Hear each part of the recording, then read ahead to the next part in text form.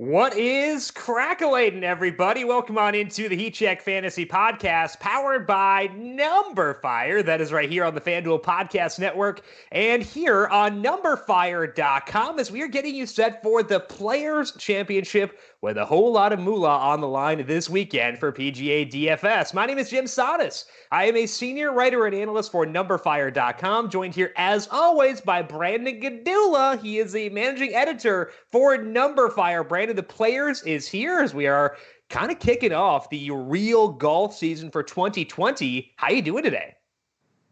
Doing well. We had a good event last week. Had some memorable moments for sure. Tyrrell Hatton, the world got to see Tyrrell Hatton at his finest, both in a positive and negative sense. So that was very enjoyable. I find Tyrrell Hatton to be pretty endearing in his own way. But I mean, this week we got the Players, which I know it's referred to as the fifth major. It's not a major, but it's a great event. I love the course, love the field, and that I mean, it just leads to great DFS, great betting opportunities. So how can you not love the Players? Well, you were saying you love the course, and I think that's kind of the big thing for me is that it feels more wide open at the Players than at a lot of places because it's not a place where you need to be Brooks Koepka distance to hang. And basically what that does is I feel like it keeps the field of people who can contend a bit larger than you see at other events. And to me, that's exciting. So like guys like Webb Simpson's a very good golfer, but like if it's a major distance course, the odds will be stacked against him. But here, like, you don't need to be that long. And I think that having a broader field of golfers who can contend may be frustrating for betting, but it's pretty fun if you're like just watching golf and want to see some chaos on the course. Yeah, chaos for sure, especially with all the water in play here. But I mean, yeah, if you have to avoid the blowups, you can't just overpower the course by hitting it long. So we tend to see a lot of varied names at the top of the field come Sunday, and that is fun. I mean, we love, who doesn't love to see someone just launch them? But whenever we have Jim Furyk, Brandt Snedeker in the mix, like Brian Harman was eighth here last year, like how do you not love that? Yeah, I mean, like Furyk specifically, I think we were on him at that point because his form was actually okay. So like that made it even more fun. But we're probably not going to be on Jim Furyk this time around. The form has taken a slight nosedive recently, but still, like, it's kind of fun to have that. Yeah, I mean, it's fun. And look, Rory won last year. We know that. DJ was up there. Tommy Fleetwood, Hideki, Justin Rose, who talk about current form. But I mean, I'd rather not, given that I bought into him a couple weeks ago. So I'm kind of in my glory because I say often that my favorite events kind of finish where the winner is like 4 or 5 under because par is a good score, birdies are rare, and that's what we got last week. And I also love whenever there's like the studs mixed in with some guys who can actually kind of push them depending on the course, and so we kind of get that this week. So 2 great weeks for me. Yeah, absolutely. Back to back. And maybe we'll see another Tyrrell Hatton victory. I would not be opposed to that for sure. And we'll talk plenty about him throughout the podcast for today. But quick scheduling announcement here for today. We had talked during the XFL podcast last week as if we might be recording that Wednesday. The event that I was supposed to have that was going to require us to record Wednesday has been canceled. So we'll be recording the XFL podcast on Thursday at 10 a.m. So make sure you are subscribed to the FanDuel YouTube page because both the XFL and the PGA DFS podcasts are live on YouTube. You can see my glorious, glorious sunburn from Orlando this weekend and just the pain emanating from my face at all times whenever anything comes near my face. You can see all that on YouTube. You can see Brandon's awesome hats, even though he refused to wear his Players hat today for some reason. Yeah, it's too new. I mean, like, I love it. I still got the sticker on it. I don't wear them with the stickers, but I mean, I can't wear the Players hat. I can't wear the Players hat. Por qué no los dos? Wear both. Maybe I'll switch it. Okay, I'm down for that. So this is why you subscribe to YouTube, so you can see Brandon's hair changes or hat changes. I'm not speaking coherently yet. I got to get some time to ramp up. I forgot the intro earlier. We're all over the place. I also forgot my coffee. So what I'm going to do is have you talk to me about the key stats in just a second. For TPC Sawgrass, it is 7,189 yards. It is a par 72. Like we said, a little bit different stat profile for this week. I'm going to let you talk about that. I'm going to go get the coffee that I forgot in the kitchen, pretend that I heard what you said, and we'll recap after that. All right, that sounds good. Okay. I'm always good at vamping. I mean, one of the things I do best is just speaking off the cuff. I'm probably not coming back. So just to get the anxiety trickling in there, I'm not coming back, just so you know. Okay. Well, I mean, we'll see. I can finish out the pod because I'm just going to say play Rory on FanDuel. Then we won't get the Patrick Cantlay love that the people need. So I will come back for that only. All right. So important stats for TPC Sawgrass. I mean, we've actually seen some golfers with kind of like suspect form entering this event fare pretty well in recent years. So that skews the data. It could be relevant, though. Still, I'm going to be heavily emphasizing current form for the players over course form, especially because last year we saw this event shift back into March. So the course did play a little bit differently. But, I mean, strokes gained approach is at the top of the list as usual. It's just such a big part of the game each week. We can't overlook that. According to datagolf.org, 38.5% of scoring dispersion is explained by approach play, up from the tour average of 34.7%. Further, putting has typically been less vital here with regards to explaining that scoring. At TPC Sawgrass, it's about 31%. Tour average around 36%. So I'm not saying we can overlook putting, but it's not quite as important, and there's actually more of an emphasis on accuracy here. There's also a reason to place some emphasis on driving accuracy, which matters quite a lot at TPC Sawgrass whenever we compare it to other courses. And of the 17 golfers who finished tied for fifth or better over the past 3 years, and who had at least 50 rounds of PGA Tour data entering the players that year, all 17 rated out above average in scrambling gained, according to Fantasy National. So we need our guys to be able to get up and down, scramble, gain strokes around the green, whichever stat it is that you prefer there. But this is basically to say that we need all-around good golfers to contend here for all 4 days. So I need golfers who gain strokes with their approach, number one. Trying to find golfers who can hit fairways. I need golfers to gain strokes around the green or scramble, depending on what you prefer there. Par fives are important here. And then birdie or better rate is something that we definitely need for fantasy purposes, but also matters just overall for TPC Sawgrass. So to recap my key stats this week: strokes gained approach, driving accuracy, strokes gained around the green, par five scoring, and birdie or better rate. So I want to run something by you and make sure I'm not erring in my process. I did come back, by the way. It was really weird. It was really weird. I was just looking at your backdrop. It got really broken chair. I was like, what if he doesn't come back? Like, I don't know. I considered it. It messed with my head. I considered it, but I also just have no desire to leave the apartment. After being out of my apartment for 4 days, I'm good for like 6 months or so. So I'm here now. You have to deal with it. But my process is to look back at where golfers who did well at certain events ranked for the full season on the PGA Tour in different stat categories. And when I was looking at the players, you look at last year, Rory won, and he was 104th in accuracy for the full year. Johnny Vegas was up there. Dustin Johnson was up there. Hideki Matsuyama, Justin Rose. All these guys were outside the top 100 in driving accuracy. So in order to not weed guys like that out, I wound up going with good drive rate over accuracy because I wanted to give a boost to guys, like a Jim Furyk. Not this year, but like what I wanted to make sure that what he would have been last year would have graded out as being okay, while not necessarily weeding out the guys who can make up for the fact that they may not be super accurate off the tee in other departments. So I wound up going with a good drive rate. Do you think that reasoning is flawed, or is that an okay way to go about it?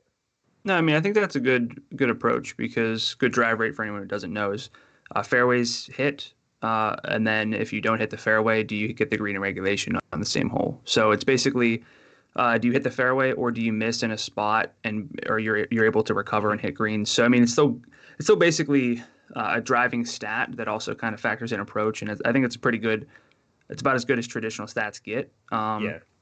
I won't fault you for targeting golfers who rate out well there. It's a very good, again, Right. traditional stat. It's not one of the strokes gained stats, but I think what matters is we always have to keep in mind that Rory might not be, his accuracy is never going to be great, but can he club down? Can he hit a fairway when he needs to? Can he put it where he wants? Right. We know that he's a good enough driver to do that. So Right. driving accuracy is probably the stat that befuddles me more than anything, because it's kind of not, it doesn't always give us the whole picture, Right. especially And over a full season. right, for sure. And that's what I'm looking at is the full season. So Yeah. for sure. But I think overall, the broad point is, and correct me if I'm wrong, the broad point is distance is not a prerequisite for success, whereas it is at a lot of courses. Is that correct? Yeah.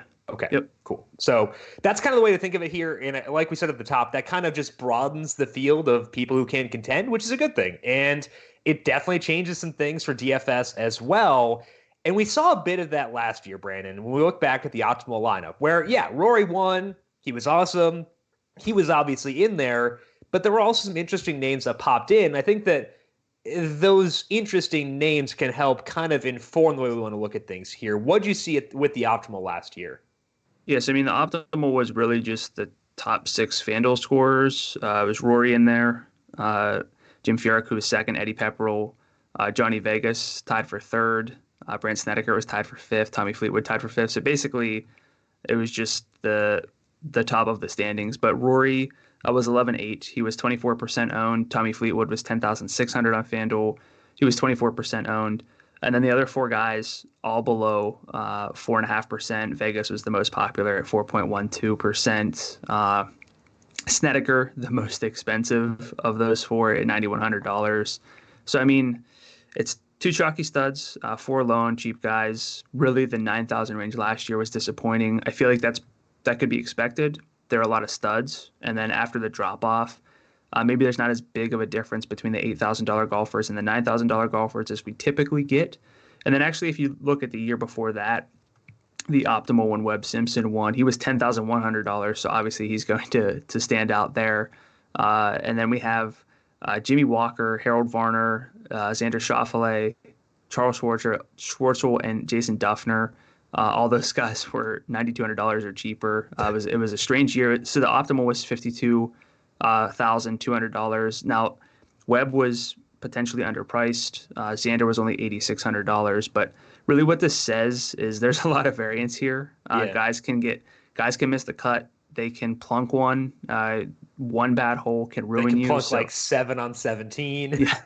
So I mean, really, I think what the optimal lineups here say is it's a very good week to avoid the chalk, and that is going to be my number one priority for building tournament lineups. For sure. And I think that's relevant. The other thing that I think is relevant is what you said with the 2019 optimal, which was there may not be as big of a difference between the 8,000 golfers and the 9,000 golfers, because at a Sony Invitational or the Sony Open, the $8,000 golfers there are going to be ranked relatively poorly in the world golf rankings, whereas here you can find legitimately good golfers who are in the 8,000 range, and that gives you a lot of leeway, and that allows you to pay up for studs, but I think it also just kind of allows you to not feel as bad about diving down there. I don't know if I'm phrasing that like well, but I think that we don't need to feel as guilty. I do feel a lot of guilt when I go superstars and scrubsy, and I'm not going to go superstars and scrubsy, but I'm not going to feel a lot of guilt about saying, okay, I feel pretty confident about this golfer who is $8,100, whereas usually I might be a bit more wary about doing that. Yeah, so one thing that with the new cut rules being the top 65 instead of top 70, making it through, I've really tried to emphasize roster balance, not necessarily diving toward the bottom of the player pool. And I feel guilty sometimes that I don't recommend more golfers who are $7,000 or in the low 8,000s. But frankly, yes, whenever one of those guys finishes top 3 and is 1% owned, he's going to be a very, very important piece in DFS. The thing is, the odds of that happening, the odds that someone priced down there is top 3, finishing finishing top 3, it's like 1%. Their win odds really, right? like less than 0.5% that they win. And so, sure, hitting the right guy down there is super helpful, but you're really you're kind of closing your eyes and throwing darts at which one that is. So while yes, we can be okay spending down on golfers a little bit more this week than typical, you don't want to get overconfident and say like, I'm going to build 80% of my lineups with this cheap guy because if he hits, it's going to be great. Well, the odds that he makes the cut might be like 40%. Right. And so while we're saying you can be a bit more lenient with those golfers this week, our baseline expectation is probably a bit more risk averse than the general population. So when we say we're being a bit more lax about it, we're probably more in line with where the general public usually is than, saying that like we're just kind of very laissez-faire about it. Yeah, and to be upfront with it, I think this is a week where you narrow down your favorite. Let's say you're building like 10 lineups, narrow down your maybe 3 to 4 favorite expensive golfers, and then rotate in more values. That's the way that I'm going to play it. I also have more definitive feelings towards the studs, which makes me feel a lot better about narrowing things down. We'll talk about one of those studs in just 1 second in Rory McIlroy, but first, we are getting closer to golf's first official major, and you've still got time to play FanDuel's Make the Cut promo. Compete for your share of $15,000. Just finish in the top 50% of users in the weekly streak-eligible contest, and your Make the Cut streak continues. Best of all, if you haven't played yet, don't worry, because your streak is alive until you fail to finish in the top 50%. For more details, visit FanDuel.com or download the FanDuel app today. Eligibility restrictions apply. Let's talk here about the headliner of this weekend. That is Rory McIlroy. He is the defending champion of this event, which is why we're talking about him in the course history section. But also, the dude has not finished outside the top 5 basically since the cradle. So what do you see with Rory McIlroy this week, Brandon? How do we handle him as an expensive stud, but a justifiably expensive stud? Yeah, so he's $12,200 on FanDuel. He's plus 650 to win on FanDuel Sportsbook, which is very short. I think he was plus 550 last week in a field that's not quite what this is. So that kind of says a lot. He was plus 155 after the first round, which was awesome. Yeah, I love it. Like, it was so cool to see. So, I mean, like to put some percentages behind that, like when I run win simulations, Rory was about 14-ish% to win last week. I have him down around 9% this week. So as a betting value, it's not really there, but he still is the favorite to win. So that matters for DFS, especially because he is attainable. He's heading back to TPC Sawgrass, where he won last year. He finished 5th at the Arnold Palmer last week. So he's been 4th, 3rd, 5th, 5th, 5th in his past 5 starts. He's just elite. It's reflected in those win odds for sure. But he won here last year after having missed the cut in 2018. And last year, this tournament did shift back to March from May, so the course did play a bit differently than a lot of the data. If you're digging really back into the past players' data, just be mindful of the swap. But prior to that, McIlroy had finished top 12 in 4 of his past 5 starts. He had really shown like the ability to figure out Sawgrass. So a lot of top 12s. The win last year, there is a missed cut in there. Not saying he's going to miss the cut, anything like that, but he's kind of one of the 3 key studs for me this week. It's Rory, it's Jon Rahm, and it's Justin Thomas. You might view it differently. So I don't know what you're doing with Rory. I don't know what I'm doing with Rory, but I want to hear your thoughts on him. So I think that the way that I view Rory is probably going to be similar to the way that the public views him, where I think he is in a tier of his own. Like, do you agree with that? He should be. I don't think that it's so far ahead of Rahm and Justin Thomas that I would play Rory despite the ownership. I mean, it's going to be Rory as the most popular golfer. I can pretty much guarantee that, unless people really get onto Tyrrell Hatton at 9,000, and we'll talk about him. He's the other contender in that one, yeah. In a second, yeah. But I mean, I have no issues pivoting to Jon Rahm or Justin Thomas, even if I'm building one tournament lineup, because I think that Rory is going to be so popular that that could be worth it. I think your best argument for not using Rory is if you're doing one tournament lineup, because if you're doing a single entry contest, the advantages of not using Rory are greater than if you're multi-entering. Like if you're multi-entering, I don't see a justification for full fading Rory. I think that'd be incredibly stupid, and I would not recommend that. But I think that you could justify being underweight. For me personally, because I do view Rory as being a full tier above Jon Rahm and Justin Thomas, I am more inclined to be either even with the field or overweight on him because I don't see them as being in the same on the same level as him, which means I should be more okay buying into him. There's also only a $200 price gap between Rahm and McIlroy, 300 between McIlroy and JT. So to me, I think that because I view Rory as being a full tier above them, I am more inclined to be most likely overweight on Rory McIlroy, even while acknowledging that if you're doing a single entry lineup, just one lineup, there is a lot of incentive to not use Rory there. So I think that's a good strategy, but I'm still probably going to be in on Rory despite that. Look, this is a week where I'm gonna feel bad about like being this way, but you can make the case for a lot of golfers this week, and it's going to be a week where I don't really talk you out of many golfers because this is just such a loaded field. I'm not talking you out of Rory, but I like Justin Thomas and Jon Rahm enough where I'm okay being underweight on Rory and going with Rahm and Thomas to try to get some leverage wherever there is leverage to be had. Okay, so let's move on to our next golfer with good form at TPC Sawgrass. That's Adam Scott, and technically Adam Scott is a past winner here. He won the Players back in 2004, and it'd be bad of us to recommend guys as, course horses based on what they did when we were in like middle school. So we're not going to count that as a boost for him. But Scott's been really good in recent years too, and the form is awesome for him. He has finished in the top 12 4 straight years at TPC Sawgrass. That does include a 6th in 2017. He has been in the top 40 8 straight years at this event. And Scott also, again, good current form. He won the Genesis a couple weeks ago. He was 26th at the WGC Mexico before missing the cut at the Arnold Palmer. Now, the one potential concern that Scott has is that he has lost strokes on approach in 2 straight. As we know, he's also not great with the putter. So how are you viewing Adam Scott here at $11,500 in what is a really good tier for this week? So straight up, I like Adam Scott. I think it's a very easy case to make for him.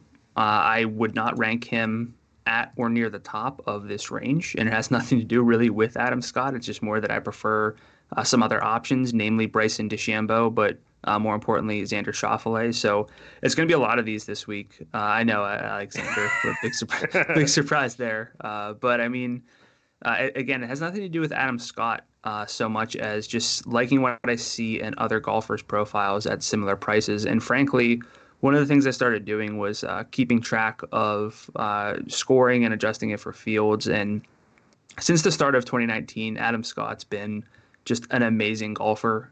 He really rates out well. I think that obviously he's priced up here. I'm not saying anyone's sleeping on him. He's got the 2 recent wins, but I mean, he's way better than I think a lot of people realize right now. So I have no concerns with Scott, but I can't play everybody. And Scott might just be someone who doesn't quite make the cut for me. You were talking about Bryson DeChambeau as being someone who stands out to you. He stands out to a lot of people, I would say, based on the fan share tags right now. That is partially because he is cheaper on DraftKings than he is on FanDuel, and that does influence things there because, I mean, it may be analysis saying, hey, you should use this guy on this side. But I would let you know that DeChambeau looks like he might be kind of popular. So, like I said, I'm going to stick to my word. And if, let's say, Bryson DeChambeau is, among those golfers, between 11,000 and like 11,500, if Bryson is the most popular, I'll just probably not play any Bryson and I'll go down to Adam Scott because I don't know how you definitively rank any of these golfers that much higher than the rest whenever it's so tight between like Adam Scott, Patrick Cantlay, Bryson, Xander, Tommy Fleetwood, and I did skip over Justin Rose for a reason. I will definitively rank everyone where I want to rank them, so I defy you. And my ranks are definitive and shall not be altered. There we go. Good luck. Okay.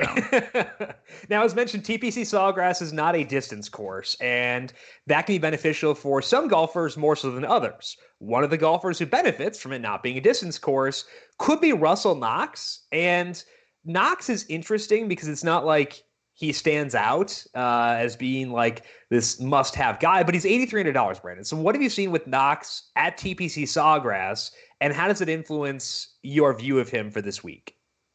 So we've got tons of studs in the field. We'll need to find places to save money. We typically like Russell Knox often when we don't need distance, and Knox has played TPC Sawgrass plenty. He's got 20 rounds at this course since 2014, according to FantasyNational.com. He ranks 6th among the field, this current field, in strokes gained tee to green at TPC Sawgrass. His finishes 34th, 17th, 19th, 2 missed cuts, and 35th last year. He's lost at most 1.1 strokes with his approach in these 6 events. He's picked up 4.1 last year when he finished 35th. That is really nice. Over the past 50 rounds as well, Knox is 14th in the field in strokes gained approach. He is also coming off 4 straight missed cuts, but he played Bay Hill and PGA National, those tough Florida courses. So I think that kind of works to his advantage. He's been down in Florida kind of grinding things out. And actually, he gained approach strokes in both of those despite missing the cut. Lost a combined 6.8 strokes through those 4 rounds as a putter. So, I mean, we have decent data from Russell Knox at TPC Sawgrass. He's coming off a bunch of missed cuts. Nobody's going to use him. But the peripheral stats, actually not that bad. So, can you play Russell Knox? I mean, you can, if you want. I won't. So, like, I know that Russell not Henley, even being 6th tee to green at this course. I don't care. I don't care. I know that Russell Knox and Russell Henley get tied together a lot because they're both Russells and they both have similar archetypes. But like, I would just rather use other Russell so much more. He's 21st in good drive rate the past 50 rounds, 15th in approach. He has a better short game, at least based on the stats that I'm looking at, than Russell Knox. So if I'm going to use someone who has, had some weird finishes at TPC Sawgrass, I'm just going to go with the guy who has the better current form and the better stats and go with other Russell Henley over Russell Knox. So you want to make a great bet? Russell Henley versus Russell Knox? Yeah, that's our first bet of the week. Okay, I have Henley, correct? I just want to make sure about this because I definitely want Henley. Yeah. Should we write these down? I feel like I lost. We had one like last week that I totally forgot about because I definitely bet Finau on it and it didn't go well. I don't know who you had, but I definitely had Finau. Someone who did better than Finau. Just say you had Hatton. I'll never know. I mean, you did pick Hatton. I mean, I picked Hatton for the win picks, but you could say you had him there. But I'd rather just have. So I have Russell Knox. You have Russell Henley, right? Yeah. Okay. I mean, look, Knox in 2020, Knox has been like neutral with his putter around the green and off the tee with really good approach numbers. I'll take that for $8,300. I'm not gonna play him in like 70% of my lineups, but as one of the values I'm rotating in, I'm gonna probably have some Russell Knox. Okay. Well, I look forward to celebrating my win next week. Let's talk about another guy who benefits when we go to non-distance courses. That's Webb Simpson, because we don't need guys to be super long. Webb is not long. Now, Webb is good enough to contend at courses like he was good at the Masters last year. He can contend at courses where distance is required, but here he kind of went nuts 2 years ago. He shot a 63 on Friday en route to a win. Also had a 66 on Thursday. He won by 4 strokes, and that win was sandwiched between a pair of 16th place finishes. So generally, this is a very good course for Webb Simpson. Now, Webb hasn't played a ton recently, but as we know, he did win the Waste Management, and he was 3rd at the Sony Open, so the form is not bad. He is $10,700. That salary allows you to use Rory or use Jon Rahm if you want, and still have a pretty, not balanced lineup, but more balanced than a lot of people may have. So are you going back to Webb once again this weekend at $10,700? Yeah. I'm going to. I think a lot of people will. I will say that an anomaly. I mean, I know that he's finished 16th, bookending his win, but during his win, he actually lost strokes with his approach play at the Players. It was zero point 0.7 strokes, and he gained 5 around the green and gained 9.4 as a putter, which is basically not how you win. Especially Like, not I Webb. mean, Like, well, like you, I mean, yeah, he's 11th in approach over the past 50 rounds on the PGA Tour, according to Fantasy National. So, I mean, his approach numbers are good. Now, I will say that one thing that could work in his favor is the 61st at the WGC Mexico, which you can kind of probably throw out because it was so random and it's coming after such a good run of current form, despite being spotty in terms of like how often he's played. But Webb Simpson, $10,700 makes a lot of sense. We'll just have to kind of track his ownership this week. yeah, I was looking at that now on FanShare because that's where we tend to go to track sentiment. And I kept on scrolling and I was like, wait a minute, I'm way down at the bottom. Didn't realize I'd passed over Webb. He's ninth in tags right now. But I think that that's reasonable because relative to other guys around him in salary, he's pretty low on the rankings, actually. So I think that that's not a major concern yet. I would not flag him as being someone who I am definitively worried about being popular, even though he does check boxes of past winner at this course and recent winner. Those are things that tend to inflate ownership. He doesn't really stand out yet as a concern for ownership, but I could see that happening eventually. And if that doesn't happen, I think it makes a lot of sense to go to Webb just because 10-7 is a really good salary for a guy who has the advantages that Webb Simpson does bring to the table. Yeah, and again, there's like we don't have to play Webb, even if we need to have someone in this range. Like Hideki is $10,900. Patrick Reed, whether you like him or not, is $10,500. Sung J M, red hot, $10,400. So it's another one of these spots where like if Webb happens to kind of emerge as like, oh, everyone's gonna play Webb, I'll just kind of play someone else, even though I think Webb is a very good process play. I agree. But I also agree with what you're saying about I would pivot if he were to become popular because whereas with Rory, I don't see a lot of parallels, like a lot of guys who are really on his level. I agree that Sung J M is very much on Webb Simpson's level. Totally okay with that. We know Hideki's been awesome recently, so totally okay with So, that. Tommy so Fleetwood's good. Tommy Hideki's so good, he just can't putt. yeah. But Tommy Fleetwood's like 11,000 too, and that's in the same range. So whereas with Rory, I am not super inclined to pivot because of ownership. With someone like Webb, I would because there are good alternatives who I think are on his level. So process play, yes for Webb, but keep track of sentiment throughout the week to see if we need to change our thoughts later on. And that is a relevant discussion as we transition now to the current form section because it seems like Bryson DeChambeau might be shaping up to be a bit popular. Again, I think that's influenced by him being cheaper on a different site than we're talking about here on FanDuel. So keep that in mind. Bryson is also not the most popular PGA golfer, and popularity does drive ownership in a lot of ways too. So I could see a scenario where Bryson is not all that popular on FanDuel, despite having a lot of tags on FanShare. With that in mind, Brandon, what stands out to you recently with Bryson DeChambeau's current form? Yeah, so Bryson's $11,300 on FanDuel. He's plus 2,700 to win on FanDuel Sportsbook. And I mean, look, it's the players. We have a lot of golfers who are, coming in with really good form. Bryson's one of them. For a stretch toward the end of 2018, DeChambeau was looking like the hottest golfer on the planet. And I mean, now that he's got those abs, like, look out. Bryson's finished eighth, 52nd, fifth, second, and fourth in his past 5 starts. He's played TPC Sawgrass the past 2 years, finishing 37th and 20th. I have been, frankly, a little hesitant to buy in to the bulked up Bryson due to his spotty approach play, but now in 3 of his past 4 measured events, he's picked up at least 2 strokes with his approach numbers, picked up at least 3.8 strokes with his off the tee play in 3 straight. The accuracy for me is getting more attention than usual, but he's actually gained fairways against the field in 6 of his past 8 starts, and really one was basically 0, so we can almost call it 7 of 8 if we want to kind of, juke the numbers there. But Bryson is looking really good.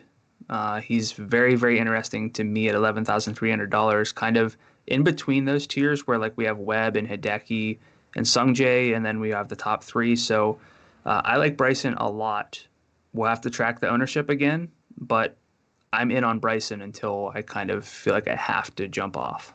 I am desperately hoping people also agree with you because Bryson's fine. I have no objections to him from a process perspective. Like you said, like the reasons you like Bryson DeChambeau are very good, but I want him to suck ownership away from Patrick Cantlay and Xander Schauffele because they are sandwiched around him from a salary perspective. Cantlay is 11-4, Bryson's 11-3, Schauffele is 11-2. I want people to go to Bryson because I think that Patrick Cantlay is like his longer term form is elite, elite, elite. And his current form is not quite as good as Bryson's, but it's still very good. He also checks the same boxes as Bryson. So I want people to use Bryson so that they're not using Patrick Cantlay. And I think that Xander fits in the same bucket as Cantlay, where good process play, and he's right around Bryson. So I think that Bryson is, like you said, he is a straight up good play. Totally okay with that. But I like those guys more. I think I like Cantlay and Schauffele more straight up over Bryson. I'm guessing you disagree with that. But if I can get them at lower ownership because Bryson is chalky, that will make me even more inclined to be in on them. So if you're asking me to rank Xander, Sure. Bryson, Cantlay from a process standpoint, it's going to be Xander, Bryson, Cantlay for me. Okay, so you have Bryson or Xander higher straight up. Yeah. Okay, cool. I think that's fine. Yeah, I mean, I have Xander fifth in my stats only model. He is one of the golfers. He does everything. People don't really. I mean, he's a big hitter, even though he's a small guy, and I think maybe people don't realize how good or how steady the approach or the around the green and putting can be. And then for Cantlay, I mean, he's coming off a surgery. It's for a deviated septum, so it's not like a swing impacting injury. Maybe he's sleeping better. I don't know, but look, I like Bryson. I like Cantlay, obviously. His stats are amazing, but I'll take any tiebreaker chance I have to kind of help me whittle down my player pool. okay, that's fair. Cantlay will win, so that's okay. And I am on board with this. I think that he's like objectively just a really good play. So we'll see how things shake out. Let's move down to some cheaper guys because a lot of the course history guys were expensive because it's a very difficult event, which naturally makes things a bit more top heavy. So let's look at current form and some guys who've been doing well recently, one of whom is Daniel Berger. We're going to talk about Tyrrell Hatton in a bit because he's obviously the elephant in the room here, but we'll get to him in a second. But Daniel Berger, also interesting. He's shown a good blend of consistency and upside of late. And I think there's a lot to like with him at $9,200. The consistency in Berger is that he has made 13 of the past 14 cuts. The upside is that the more recent form for Berger, he has 3 straight top 10 finishes. He was 5th at the AT&T Pro-Am. He was 4th at the Honda. And if we look at 5 events since the new year, Berger has gained at least 4.4 strokes tee to green 4 separate times. Berger, he's not a bad Bermuda putter. I know we're kind of de-emphasizing putting a bit here, but that's not a negative for him. So I think he checks a lot of boxes. Have you seen enough from Berger recently to put him on your list at $9,200? Yeah, I mean, the tee to green play's been there. If you look across, all 4 strokes gained stats in 2020, he's a positive golfer and everything. He doesn't necessarily wow you in any category, and the putter's been his best asset, which is not a bad thing if everything else is there. So for $9,200, Berger's kind of he's someone I just plugged into my dummy lineup because he looked like a really good value as I kind of just filled out something to get something in there in our head-to-head before I start building more lineups. So I really don't think that there's a reason to dislike Berger at the price. Yeah. So I think he would be popular if not for. Oh, he was popular last week or at the Honda. Yeah. But with Tyrrell Hatton here, who knows what that's going to do? Right. He could be like a black hole of ownership. Right. Exactly. I think that the good thing is that this is a good tier. So overall, I will probably wind up being here multiple times per lineup, and I'm okay with that because there are good golfers in this tier. I think that Berger is very much there. Well, I'll talk about Matthew Fitzpatrick later on. I think that he is in that discussion, but it all centers around Tyrrell Hatton. Let's move now to Tyrrell Hatton. He just won last week. Salaries on FanDuel came out before Hatton won. So that's going to lead to some interesting discussions of guys who are shaping up to be underpriced based on what they did in one event. But Hatton has looked good for more than just one event. So what do you see with him, Brandon, as being the potential guy who could push Rory McIlroy as the most popular golfer in the entire field this weekend. Yeah, I was going to say one event is not last week is not how you should build your lineups for the following week. But Well, again, that's 100% how it is. 1-to-1 relationship, baby. That's why the same 65 golfers make the cut every week. Show me the lie. Show me the lie. But yeah, I mean, like you said, the thing with Hatton is that it's been there before just last week. So he's coming off a win. He's priced at $9,000. He's going to be popular this week. It's for good reason. The 2020 numbers for him are good across the board. And that means that he has what it takes to contend here. Pretty good Bermuda putting, over 54 rounds for him on that surface, according to Fantasy National. He has missed the cut here 2 years in a row. That could scare people off. I doubt it. Recent form should take precedent. And frankly, Hatton is just an objectively good play. We do have other viable pivots in this range, like Berger, Fitzpatrick, a few others as we dig down a little bit deeper. So we don't have to play Tyrrell Hatton. But as far as cash games go, if you're playing like a lot of cash games this week, it's just a really easy case to make for Hatton. So how are you handling Tyrrell Hatton this week? I think he's similar to Rory, where like if you are filling out a single entry lineup, there is a lot of incentive to not use Hatton because like we were talking about before, Daniel Berger's there, Matthew Fitzpatrick is there. You've got really good options in that same tier. From a process perspective, he is super underpriced. So for cash games, I would say my argument would be the first two guys you lock in for cash are Rory and Hatton, and then build from there.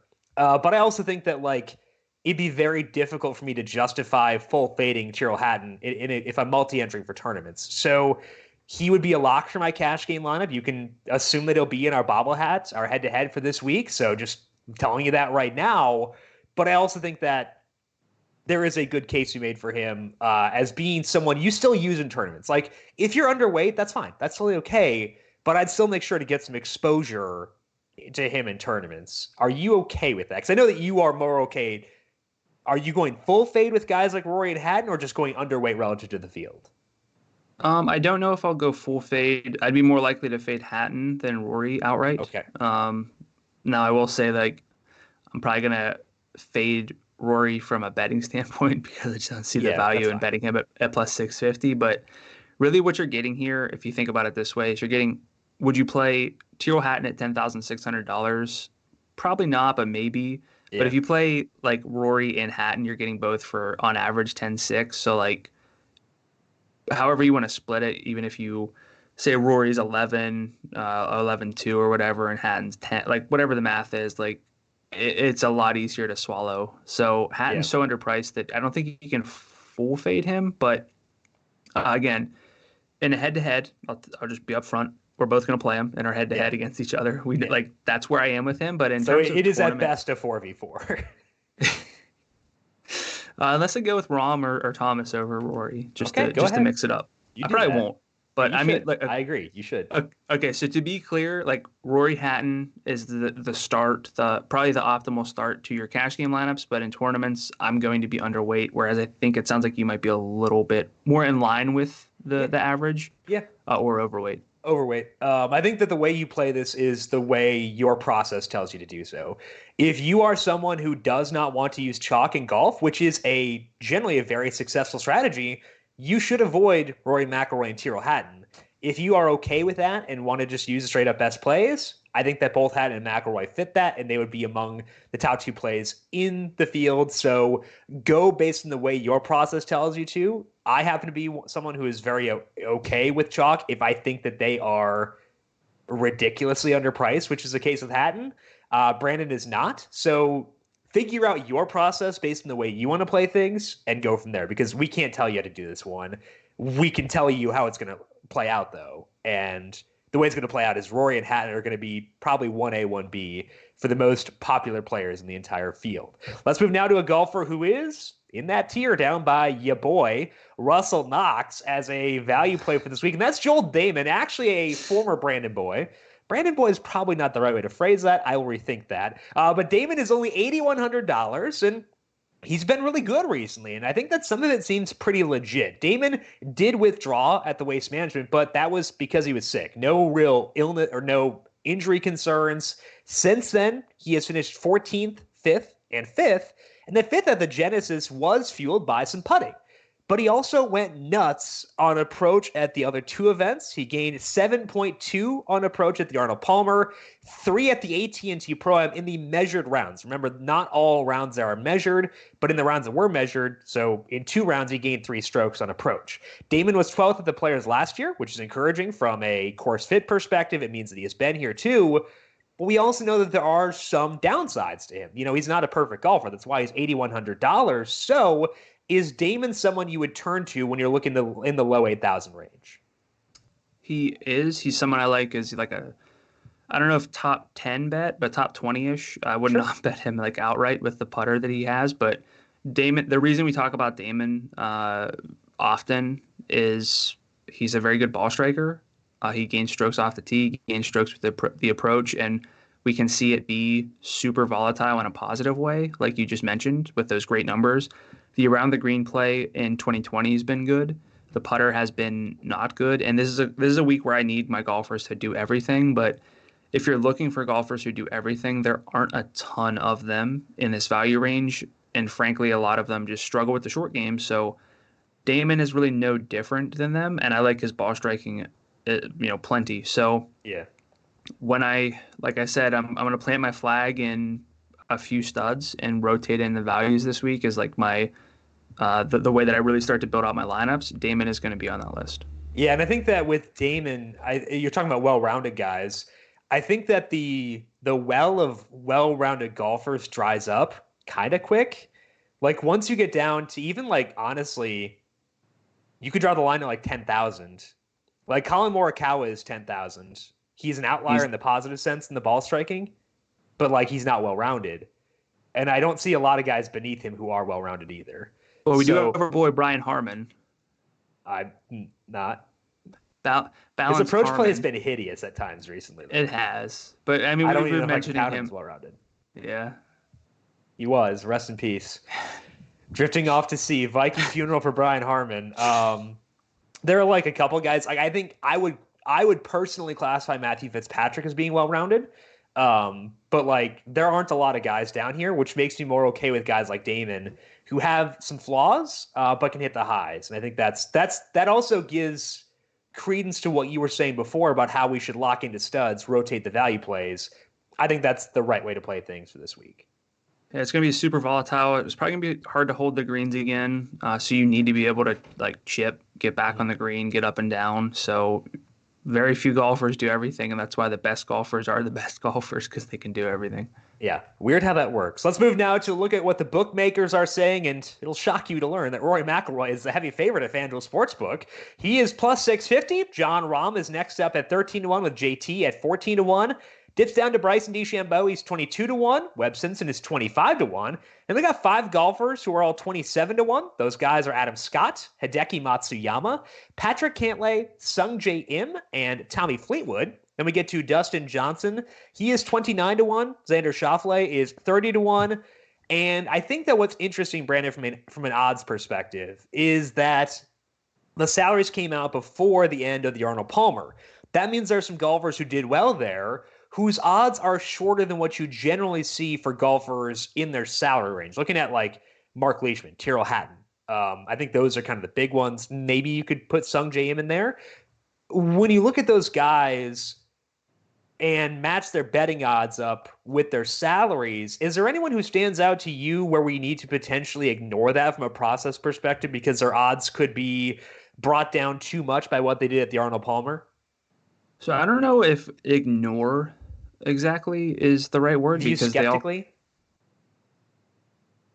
Am I betting Mark Leishman at 35-1? Is it like, if that's what you're asking? Probably not. Right. Do I like him at $9,700 on FanDuel? Yeah. Okay. So, I mean, the 4 guys who really kind of stand out in this, like, who fit this kind of bucket are Sung Jae Im, he's $10,400, Mark Leishman, 35-1. Tyrrell Hatton 38-1 and Matthew Fitzpatrick at 55-1. Obviously going to be, I mean, Fitzpatrick had like the standout Sunday last week, so all of their odds are going to be depressed a little bit for this week. But I still think that they're all fine FanDuel plays. So Honestly, I don't know if I would bet any of them. If I were to Sure. bet, I'd probably just prefer Fitzpatrick at 55-1. So I see what you're saying. Um, but I think the pricing being where it is makes us able to play them on FanDuel still. I think that's where I'm at too. For a lot of the guys, I can see why their odds are short. Like Mark Leishman. I'm not, like you said, I'm not going to bet him at 35-1, but okay, so I said the cutoff for well-rounded guys was 10,000. I lied. Mark Leishman actually is well-rounded. Like he is, from a stats perspective, he's awesome for what I want in this course. So I think that he's underpriced. Tyrrell Hatton kind of fits that too. Matthew Fitzpatrick kind of fits that. So from a betting perspective, yeah, now is not the time to jump into those guys. You should have got on earlier. But from a DFS perspective, I don't think it's misleading to see their odds be as short as they are. Yeah, and kind of talking about the balance. I mean, Mark Leishman does kind of fit that, but I actually went through and just filtered out all the golfers who rank top 60 or better and off the tee approach and around the green over the past 50 rounds, according to Fantasy National. Any guesses as to how many golfers fit just those three? Wait, what were tee the to three greens? again? The 3 tee to green. Okay. So off the tee approach and around the green. And So just how top many were 60. top 60 in this field in all three? Yeah. 15. 13. Okay. Is And Leishman the cheapest? Leishman doesn't fit that, Okay. but his more recent form suggests that he's kind of got that balance. But Yeah. it was very surprising to see the cheapest is actually a classic heat check classic, Harold Varner III. Oh, okay. That's way less awful than I thought it was going to be. If you want to throw in putting, there are only 4 golfers who are top 60 in putting as well: Patrick Reed, Rory, Cantlay, Tommy Fleetwood, and then Xander 64th in putting. But you know who's not 64th? Cantlay? Patrick freaking Cantlay, baby. Which golfers have seen their odds move most since you initially checked things at FanDuel Sportsbook? Yes, I mean, players' odds have been out for a bit, but I feel like to reflect the week leading in for DFS, I just wanted to pull from like Monday morning and compare it to Tuesday morning just to see where the shifts are there. We've seen some golfers whose odds have lengthened. Brooks Koepka 35-1, now 39-1, which is just wild to me. Paul Casey's 38-1. Was 38-1. He's now 49-1. Victor Hovland 85-95 because he can't chip. Billy Horschel 90-95. Kevin Kisner 90-130. And then if we want to look at what we typically look at and see whose odds have shortened, there's not a whole lot, which probably means that there's been kind of equal betting for the most part. But Abraham Answer was 130. He's now 110. Harris English was 150. He's now 120. Rafa Cabrera-Bello was 200. He's now 170. And Max Homa 200-180. What are your thoughts about Brooks? Because I was going to say we should talk about him. Yeah. I think it's very interesting because no one's going to use him. I don't think the narrative of there's money on the line is going to be enough to overcome what is pretty wretched current form. But like at the Genesis, what? Like, do people know that he's not good? Like, they can see his player card. I think that they will. I think everyone's smart, Brandon. Our listeners are smarter than everyone else because you guys are the best. But our listeners are great. Yeah.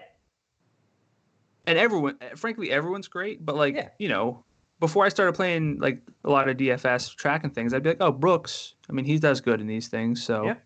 So Brooks gained 3 strokes in an approach at the Genesis, lost 1.4 at the Honda, and then gained 0.2 at the Arnold Palmer last week. He's been pretty bad putting, which I think makes me like he has technically gained strokes tee to green in all 3 PGA Tour events since January 1st. So since he had that knee injury. It's a very technical thing because he was at 0.7 in 2 of those, but he's a good Bermuda putter when he wants to be.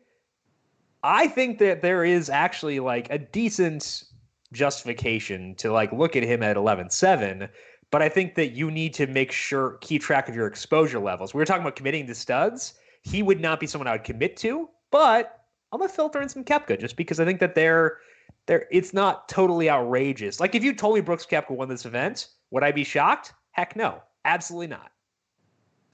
So this just comes down to can you look at the data and see, like, his ball striking, if you watch it, seems terrible right now. He seems lost.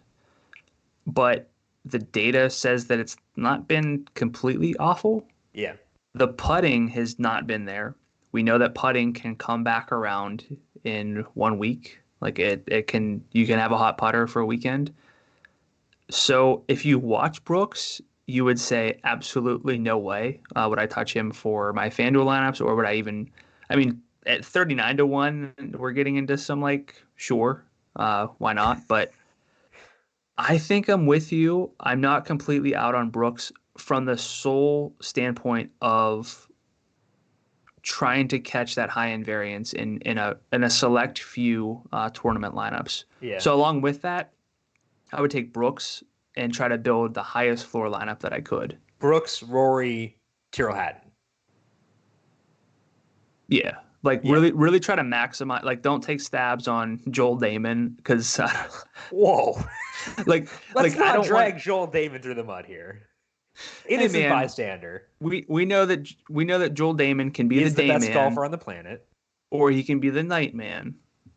And if he's the night man and Brooks hits, and then you have I have Joel Damon and he putted like the night man. He lost 15 strokes putting again. And you're gonna kick yourself. So yeah, I think if you're playing Brooks, if you're playing, someone like Justin Rose, you can do those things if you're smart about it and kind of build a safe lineup from there. And I also don't think you have to worry about ownership.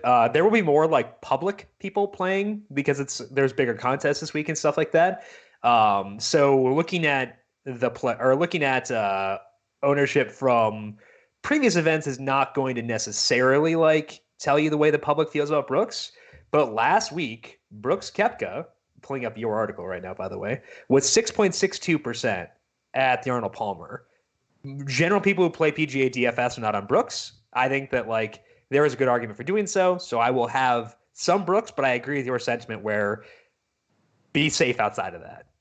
So he's sixth in fanshare tags, but the sentiment is only 60% positive. Yeah. So I think we're going to get him at max of 10. Probably less. Yeah.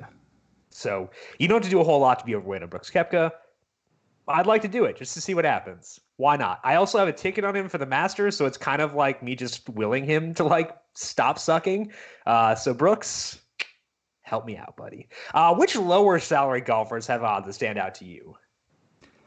Tyrrell Hatton is $9,000, 38-1. Matthew Fitzpatrick is $9,200. He's 55-1. Daniel Berger is 75-1 at $9,200. Then we have Shane Lowry at 85. He's $9,500 though. Byung-Hun An is 90-1 at 9,000. And then below 9,000, there's not a lot necessarily, but Abraham Answer and Scotty Scheffler are both 110. Joel Damon is 120 at $8,100. Kevin Na 130. He's $8,400. JT Poston is 140-1 at $8,100. And then Cameron Smith, low-key, probably my favorite golfer aside from Xander. Great scrambler, 150-1, $8,500. Scotty Scheffler did really well at the Arnold Palmer. Good ball striker. We know that the short game is questionable. Led in tee to green. Did he? He was 19th. I know this because I looked at his bet. He was 20-1 after the first round. I was like, I'm pretty sure I have that note. Yeah, he led. Lost 4.8 strokes putting. And still finished 15th or 13th. Do I have that wrong? What am I looking at? No, that's right. I don't know. Whatever. Anyway, any interest in Scotty Scheffler? Because I think I have interest. Yeah, just wait till my player picks. Oh, whoops. That's what I get for not looking. I don't care who you pick, so I don't look. I don't look ahead. All right. So I guess we'll talk more about him later on. Weather for this week, thankfully not as wild as last week. On Thursday, the wind will be a bit higher in the afternoon than it will be in the morning. Not expected to get above 10 miles per hour, though. On Friday, wind speeds largely steady, sitting between 5 and 8 miles per hour. They will go up a bit at the end of the day, but most guys will be finished by that point, even the guys in the afternoon. I don't think any particular wave will have a big advantage this time around, so I'm okay ignoring that. The weekend will be relatively fine, so at least compared to last week. So no big concerns to alter the process for weather this week. So with that said, let's move into the player picks here for the Players' Championship. Brandon, which studs are you locking in for this week? So I think I made it clear that I'm fine. Not necessarily fading Rory entirely, but I like John Rahm and Justin Thomas a lot, but they're expensive. And if I'm trying to save some money from, let's say, my second or even, I don't know if I'd go with my first stud down here, but Xander Schauffele at $11,200 is probably going to be my second stud quite often. He's 30-1 to win on FanDuel Sportsbook, which is very nice for someone as good as Xander. He has what it takes to contend here. It shouldn't really be a surprise. He is fifth in my stats-only model, which I find to be very intriguing. He was runner-up here 2 years back, missed the cut here last year. This is not a small field, which is typically when we see Xander at his best, but it's kind of like a major, which is also where we see Xander at his best. He's got 5 top 10s in 11 majors. Again, I would recommend betting Xander in case his price shortens, but Xander at 11-2, one of my favorite plays of the week. Like I said, I like Xander too. I have him above Bryson, so I'm very okay with him, and I will never talk you out of him. So I think that Xander's absolutely fine there. My first high price guy, it's Rory. Again, the edict is to use Rory until it stops working. He is 8th in the field in good drive rate the past 50 rounds. He is also 8th in approach. He is 12th around the green, and he's 40th in Bermuda putting. So there are no real holes in his game, and that's why it has been so long since he's finished outside the top 5. I think that Rory also benefits from guys like Koepka and DJ being off form, because it means that there are the number of golfers who are in his tier, like from a true talent perspective, is lower. That's beneficial. So I'm just going to lock in Rory for cash games. Probably be a little bit overweight for tournaments too, because I do want to get some John Rahm and Justin Thomas. I agree with you that they're both good. I just don't think they're in the same tier as Rory, and I want to account for that in my builds. So probably a little bit overweight on Rory, if I had to guess. Any final thoughts for you on Rory?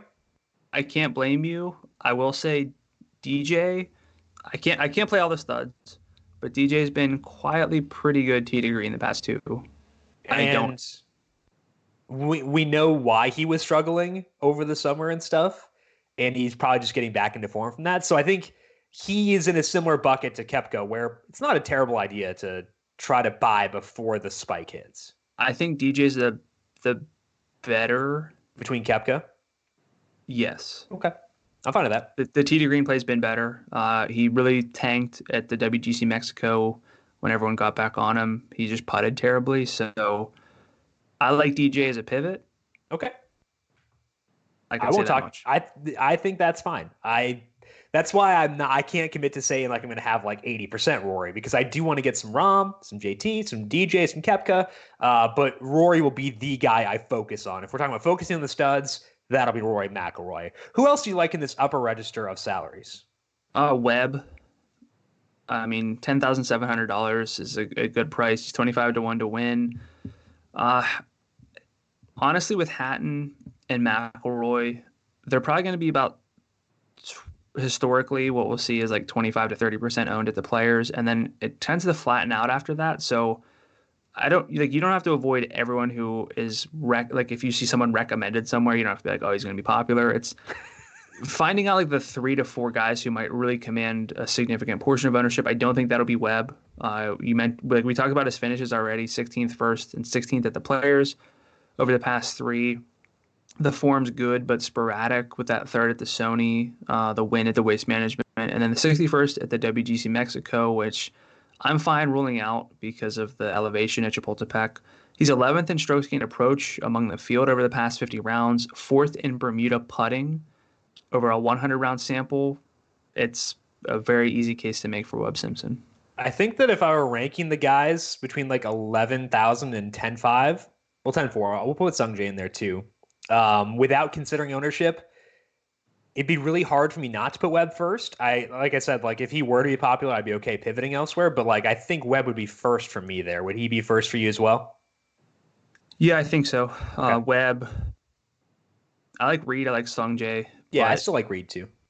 I mean, gosh, it's so tough because like we went through this whole podcast. I don't even know if we mentioned Tommy Fleetwood's name. I talked about him sometime, I think, maybe. Like we barely talked about Hideki. Like that's the thing that we can get this week. There are going to be some guys who go just completely overlooked, and there's a lot of value in that. Absolutely. Maybe they'll overlook Patrick Cantlay because I can't lay off Cantlay. He is in the upper register of salaries 11-4, so you're definitely skewing a bit top heavy if you go here, but with some good value plays here, like Joel Damon, who you besmirched earlier. I think that's the right usage of that word, whatever. I'm good with it. Cantlay ranks 5th in the field in approach, and he is 15th around the green the past 50 rounds. He is also 41st in good drive rate. He's not a negative putter on Bermuda, not like a plus putter, but he is like technically above average. If we look at the 3 tour events since January 1st that Cantlay has played, he has gained at least 5.5 strokes in approach in 2 of those events. He did miss the cut here last year, but he was top 25 each of the 2 years before that. You may count the surgery as a negative. I'm going to count it as a positive because it fits my narrative, Brandon. That's how things work in the year 2020. So I'm saying he's sleeping better. It's been almost a full month since he had the surgery. Cantlay, let's go. I mean, look, I won't blame you. Now, I think maybe we should just like clarify because we said we're going to plant our flags in studs this week. I want to make sure that we don't just mention like I'm going to play some of this guy, some of that guy. Like, right. I'm gonna name the 3 studs that I like the most. Okay, do it. It's going to be Rory with a caveat, and I'll get back to that. Xander and Webb. So those are like my 3. Okay. But from Rory, I'm fine pivoting from him in a lot of lineups to Rahm or Justin Thomas, whoever I find to be the least popular of the 3. So those are going to be like the 3 that I really focus in on. It's not going to be DJ. It's not going to be Brooks. Like, so I don't know where is Cantlay one of those guys for you? It's Rory, Cantlay, and Xander. Those are my 3. And I think that's a good process too. Like we should make clear where we're leaning most. And for me, it would be Rory, Patrick Cantlay, Xander Schauffele. And I feel pretty good about that, honestly. It's the players. We have so many great golfers to talk about. I think that was good to bring up. So I thank you for doing that. Let's move down to the mid tier in salary. Who do you like there? So I'm going to break the trend. I think it was 3 weeks in a row. Who's 10-1? Paul Casey's 10-1. How dare you? Why break it this week? I'm not using Paul Casey, just to be clear. I think it was 3 weeks in a row. I mentioned someone at 10-1 as my first mid-price play. I'm breaking that. I'm going to go the whole way down to 10,000. Wow. Scraping the bottom of the barrel here. With Colin Morikawa, I think he's underpriced. He has terrible Bermuda splits, but it's 24 rounds, and I don't want to overreact to a small sample, especially for a young golfer.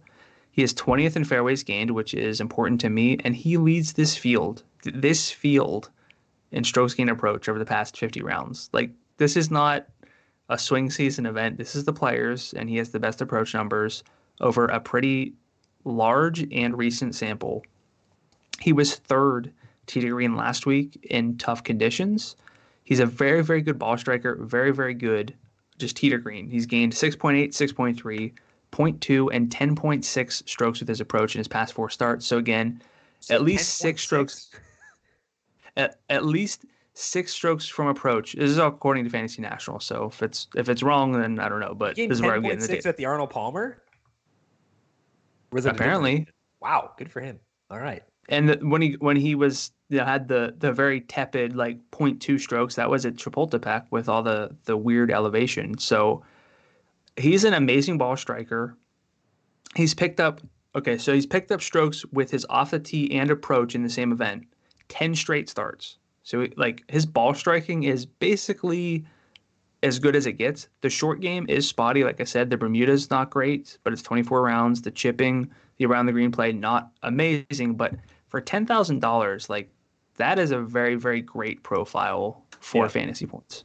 That is pretty sweet. I said Cantlay off Cantlay, so go ahead, say your Morikawa. Morikawa bunga. All right, I led you that. You're welcome. Never again, though. My first mid-salary guy is Mark Leishman. He's coming off a second-place finish, so probably going to generate some buzz this week. But I think that buzz is justifiable with his stats profile. This kind of goes back to what we were talking about before, where, yeah, a lot of these guys have odds that are shorter than they should be, but they're still good plays, I think, at their salary. Leishman is 16th in the field in approach the past 50 rounds. He is also 40th in good drive rate and 33rd around the green. And Leishman is 14th in Bermuda putting. So it is a well-rounded profile. He has been especially lethal recently. He has gained 4.4 or more strokes in approach in 4 of 5 events since the new year. It's not Colin Morikawa, but it's not bad. Leishman has not missed a cut since the Northern Trust, which was the FedEx Cup playoffs. So safety's really good. And I think that if I'm in this range, it's Mark Leishman and then everybody else. What are your thoughts on Mark Leishman at $9,700? Yeah, very easy to love Leishman, especially because between, let's say, Sungjae at 10-4, I like Morikawa. And then it's Leishman, and then it drops the whole way down almost to Fitzpatrick. 92. So it's pretty spotty in this range, which is kind of similar to what we saw last year in the optimal, which is not the greatest comparison because it just takes whatever happened and doesn't account for what's most likely. But Leishman really, really stands out along with Morikawa here is a really good all around golfer. I do have some interest in Victor Hovland at $9,600, but the short game between Leishman and Hovland just not on the same plane of existence. So I would put Leishman number one among the golfers below 10,000. I would agree with that as well. Who else do you like here in this middle range? Who do I have here? Oh, I went So I went cheaper with Byung-Hun An at $9,000. It's just so hard to quit Byung-Hun An because he's so good tee to green. He's 8th in the field, tee to green over the past 50 rounds. He is also elite around the green where he's 3rd. And again, that matters to me because it's going to be potentially hard to get greens in regulation. But the putting is always bad in the field. In Bermuda putting, he's 132nd. So that's tough. But I also want golfers who can scramble and get up and down because the greens, again, you're going to need to do that this week. He just has to putt even baseline, and he's going to be a great play. He was 9th tee to green last week at the Arnold Palmer, but 58th in the standings because of his putter. So the upside is very obvious. All he has to do is make a few. He will also be a pivot off of Hatton, which is good. So I've kind of altered my process to factor in putting a bit more recently because it's bit me so much, which does lower me on, but it does not push me out on him. I think that's the way that I'd phrase that. Yeah, I think the probably the best way is not to make sure your putting samples are a bit larger. Yeah. Sometimes sometimes you can see really small samples. Again, with Morikawa, he's got 24 rounds on Bermuda. I don't think it's enough to say that he can't putt on Bermuda. Right, exactly. With On, we have a large enough sample to say he probably sucks. My second mid-price guy is Matthew Fitzpatrick because he's been golfing really well of late, and he's another guy without big holes in his game. And I've been trying to factor that in more recently, and I think that Fitzpatrick is kind of one of the guys who stands out there.